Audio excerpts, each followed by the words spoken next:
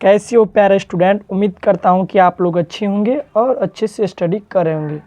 तो बहुत सारे बच्चे के कमेंट थे कि सर त्रिकोणमिति का क्लास एक वीडियो डालिए जो कि ज़्यादा ओलझोल ना हो टॉपिक में और सीधा पॉइंट टू पॉइंट बात करें, जिससे हमारा क्वेश्चन एनसीईआरटी बुक बनने लगे। तो हम भी इसी डिमांड पर एक त्रिकोणमिति का बहुत छोट सी क्लास, इसमें मात्र आप जो अभी पढ़ेंगे वो बिल्कुल छोट सा टॉपिक है। टॉपिक इतना छोट लाया है जिससे आप इसको थोड़ा बहुत कम मात्रा में लिखा गया है, जिससे आप लोगों का पूरा क्वेश्चन बन जाएगा त्रिकोणमिति का। बहुत शॉर्ट में मात्र टू द पॉइंट बात किए। टू द पॉइंट बोले तो सिर्फ उतना ही चीज़ को हम लाए इसमें जो आपको काम आ सके, उससे ज़्यादा ओलझोल के लिए नहीं लाए थे। अभी कंपटीशन के लिए नहीं पढ़ रहे हैं जो इतना ओलझोल लाएंगे। कंपटीशन लेकर पढ़ेंगे तो फिर आपको डिटेल में पढ़ना पड़ेगा। इसलिए आप बिहार बोर्ड के बच्चे हो तो बिहार बोर्ड के लिए जो एग्ज़ाम में आए वही पढ़िए, अभी ज़्यादा ओलझोल मत पढ़िए। तो चलिए शुरू करते हैं। तो आप लोगों का क्लास 10th का जो मैथ, इसमें चैप्टर 8 है त्रिकोणमिति। तो त्रिकोणमिति को पढ़ने पर एक छोटा सा डिफिनेशन है, इसका देख लीजिएगा। त्रिकोणमिति में आपको समकोण त्रिभुज के बारे में पढ़ना पड़ता है। तो समकोण त्रिभुज के बारे में पढ़ने के लिए पहले इसका डेफिनेशन सुनिए क्या है। तो इसका जो डेफिनेशन है, यदि किसी त्रिभुज का एक कोण समकोण हो तो वह त्रिभुज समकोण त्रिभुज कहलाता है। क्या डेफिनेशन? यदि किसी त्रिभुज का एक कोण समकोण हो तो उस त्रिभुज को समकोण त्रिभुज कहते हैं। तो ये छोटा सा डेफिनेशन अगर आपके कोई पूछ लेगा, आपका भाई चाहे बहन चाहे कोई भी स्टूडेंट पूछ लेगा कि समकोण त्रिभुज किसे कहते हैं, तो ये डेफिनेशन बोल दीजिए। यदि किसी त्रिभुज का एक कोण समकोण हो तो उस त्रिभुज को हम समकोण त्रिभुज कहते हैं। चलिए ज़्यादा ओलझोल नहीं करते हैं, आगे बात करते हैं। तो आप लोग पढ़े होंगे, अगर दूसरे टीचर के पास पढ़े होंगे तो समकोण त्रिभुज को आप जो पारते हैं तो इसी तरह होगा। नहीं देखे होंगे तो चलिए इसी वीडियो में देख लीजिएगा। जब आप समकोण त्रिभुज को पारते होंगे तो यहाँ से यहाँ तक का दायर खींचते होंगे समकोण त्रिभुज। इसको लंब, इसको कर्ण, इसको आधार बोलते हैं। AB को लंब बोलते हैं, AC को कर्ण बोलते हैं और BC को आधार बोलते हैं। और B हमेशा 90 डिग्री होता है। लेकिन आपका जो AB लंब कब होता है, BC आधार कब होता है और AC कर्ण कब होता है, वो कैसे पता करेंगे? इसमें आप दो त्रिभुज देखिएगा, दो समकोण त्रिभुज है जो में आप देखिए। अभी हम आधार माने हैं AB को यहाँ पर और BC को लंब माने हैं। तो वो कैसे चेंज हुआ उसके बारे में आपको जानना पड़ेगा, क्योंकि जब आप क्लास 10th का जो मैथ का आप लोग का NCERT बुक है, या तो आप इसको BTC बोलते हैं हिंदी में, तो उसमें आप लोग जब बनाइएगा सवाल तो थोड़ा उल्टा पुल्टा आपको त्रिभुज देखा होगा, इसमें पारा होगा, तो अभी नहीं बनेगा। तो चलिए इस पर हम बात करते हैं। देखिए जब आपका C थीटा के हिसाब से वो चेंज होता है। यहाँ पर देखिए, आपको पहले समझिए बातों को।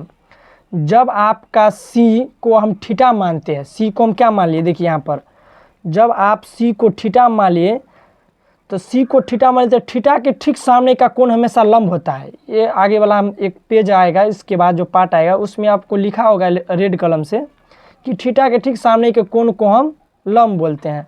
तो थीटा के ठीक सामने के कोण को हम लंब बोलते हैं। जब लंब ये हो गया तो आधार तो आपका यही होगा। तो बोलेंगे सर एक ये कैसे आधार ये क्यों नहीं हो सकता? क्योंकि कर्ण कभी नहीं चेंज होगा। कर्ण यहाँ पर है, AC है तो AC कर्ण रहेगा। इसी वाला में देख लीजिए, कर्ण चेंज किए या नहीं किए। AB में हम आधार को चेंज किए हैं और BC को लंब मान लिए, तो कर्ण नहीं चेंज होगा।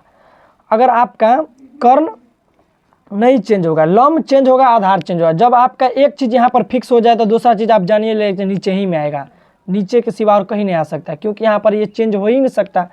जब हम थीटा के ठीक सामने के कोण को लंब लिए तो कर्ण तो हमारा यही हो गया, कर्ण हो गया ना। तो इसीलिए बोले यहाँ पर 4 एंगल C, यहाँ इंग्लिश में लिखा है 4 एंगल C। जब आप एंगल C को थीटा माने तो AB बराबर क्या हो गया हमारा लंब, AB बराबर क्या हो गया हमारा लंब, और BC बराबर आधार, और AC तो हमारा कर्ण है। इसका इंग्लिश नाम भी लिख दिया यहाँ पर। AB को हम परपेंडिकुलर बोलते हैं और BC को हम बेस बोलते हैं, जिसको हिंदी में आप लोग आधार बोलते हैं। और AC को क्या बोलते हैं? AC को कर्ण बोलते हैं, जिसका इंग्लिश नाम है हाइपोटेनस। चलिए देख लिए, जब आप एंगल C थीटा माने तो तब ऐसा आएगा। आप चलिए आगे हम दिखाते हैं। देखिए थोड़ा रुक जाइए, थोड़ा आगे देख लीजिए। जब आप B को थीटा मानते हैं, जब आप क्या माने, हम B को यहाँ पर थीटा मान लिए। जब आप B को थीटा मानते हैं, क्या मानते हैं, B को थीटा मानते हैं, जब आप बी को थीटा मानते हैं तो बी का थीटा के ठीक सामने का कोण क्या मानता है? लंब। तो लेकिन इसमें लंब ये कैसे बनेगा? कर्ण चेंज ही नहीं होगा तो लंब कैसे बनेगा? जब आप बी को थीटा माने हैं, बी को जब आप थीटा माने हैं, नहीं इसमें गलती लिखा गया, बी को कैसे, ए को थीटा मानेगा, ओ सॉरी यहाँ पर गलती लिखा गया है, ए को आप लोग थीटा मानेगा, यहाँ पर गलत लिखा है, थोड़ा यहाँ पर देख लीजिएगा, ए होगा यहाँ पर, ए हो गया, बी लिखा गया है यहाँ पर ए होगा, थोड़ा मिस हो गया यहाँ पर। जब आप ए को थीटा माने तो थीटा के ठीक सामने का कोण क्या बना? लंब बना। यहाँ पर हम आप बोले थे ना कि जब जिसको आप थीटा मानेगा थीटा के ठीक सामने के कोण को लंब मानते हैं। जब आप ए को थीटा माने तो थीटा के ठीक सामने का कोण लंब बना। यहाँ पर लंब देखिए, जब आप ए को थीटा माने हैं तो थीटा के ठीक सामने का कोण क्या बना? लंब बना। लंब एक आधार तो ये होबे करेगा क्योंकि कर्ण हमारे चेंज हो ही नहीं सकता है, इसीलिए यहाँ पर देख सकते हैं जब आप ए को थीटा माने तो थीटा के ठीक सामने का कोण क्या बना? हमारा लंब बना। जब लंब ए बना तो आधार तो आपका यही होगा, फिक्स है यही होगा क्योंकि कर्ण चेंज नहीं होगा। जब आप ए को थीटा मानते हैं तो 4 एंगल ए बराबर थीटा, जब आप एंगल ए को थीटा मानते हैं तो ए भी क्या हो जाएगा? हमारा आधार हो जाएगा, जिसका शॉर्ट नाम बी है।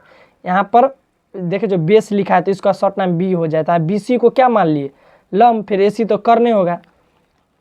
तो उम्मीद करता आप लोग समझ गए होंगे। चलिए आप इससे थोड़ा और बात करते हैं, टू द पॉइंट बात के, कोई ओल झोल बात नहीं के, थोड़ा इस सब पर ध्यान दीजिएगा। वैसे तो इतना काम आएगा भी, इस सब पर थोड़ा ध्यान दीजिएगा। तो चलिए इससे आगे हम त्रिभुज के बारे में देख ले। समकोण त्रिभुज आप इसका कुछ फॉर्मूला भी आता है जो इसका नाम होता है पाइथागोरस के अनुसार। यहाँ पर इसका जो देख रहे हैं ना वो हेडिंग लगा है पाइथागोरस के अनुसार। पाइथागोरस के अनुसार एक फार्मूला आता है, 3 फार्मूला आता है। एगो एच बराबर क्या होता है? Root under P square plus B square. दूसरा फार्मूला है पी बराबर root under H square minus B square. तीसरा फार्मूला है बी बराबर root under H square minus P square, जिसको पी को लंब बोलते हैं, एच को कर्ण बोलते हैं, बी को आधार बोलते हैं। जो आप पिछले भाग में भी देखे थे वही पर फार्मूला है तीनों।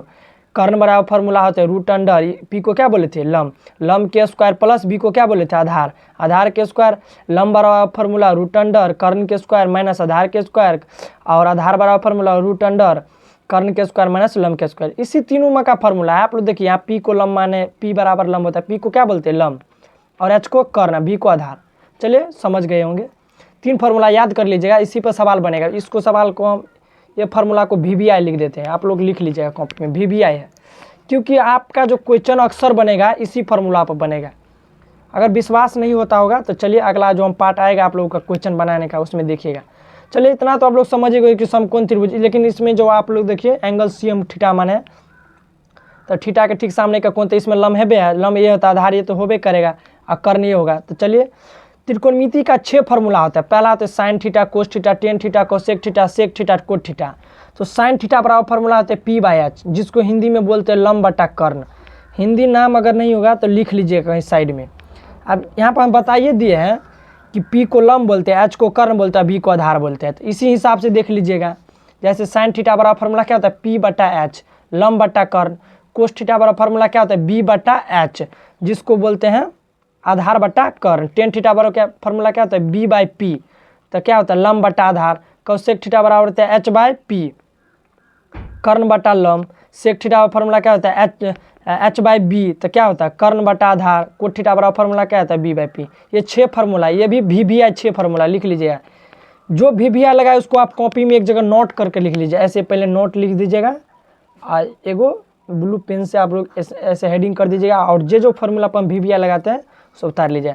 हम बोले थे कि शुरू पार्ट में एक आएगा रेड कलम से लिखा, पहला वीडियो लिखा होगा थोड़ा, कि थीटा के सामने वाली भुजा हमेशा लंब होती है। यहाँ पर जो आप देख रहे हैं ये ब्लू पेन से जो हम यहाँ पर हेडिंग की है, लंब होती है, ये मेन चीज़ है। थीटा के सामने वाली भुजा क्या है? थीटा के सामने वाली भुजा हमेशा लंब होती है। थीटा के सामने वाली भुजा क्या होती है? हमेशा लंब होती है। त्रिभुज की सबसे लंबी भुजा क्या होती है? कर्ण होती है। तो चलिए आप नेक्स्ट पार्ट में आएगा इससे थोड़ा और, जिस पर आप लोगों का क्वेश्चन तो आप बनने लगेगा। आप लोग शुरू कर दीजिए क्वेश्चन बनाना। क्वेश्चन इससे पिछला भाग में जो बताए थे ये वाला भाग से आप लोग को यही पर और ये फार्मूला पर आप लोगों का क्वेश्चन बनने लगेगा। अगर क्वेश्चन नहीं बनेगा तो हम अगला नेक्स्ट पार्ट में पहला 2 को क्वेश्चन लेके आएंगे, उसके बाद फिर इसका थ्योरी बताएंगे जो 8.2 के लिए है, 3 के लिए 4। अभी फार्मूला शुरू ही हुआ है, एगो फार्मूला 2 फार्मूला। फार्मूला अभी बहुत आप लोगों को देखने को बाकी है। तो अगर चैनल पर नए हो तो चैनल को सब्सक्राइब कर लीजिएगा और बेल आइकन को दबाकर नोटिफिकेशन को ऑन कर लीजिएगा। तो चलिए आज के लिए इतना ही।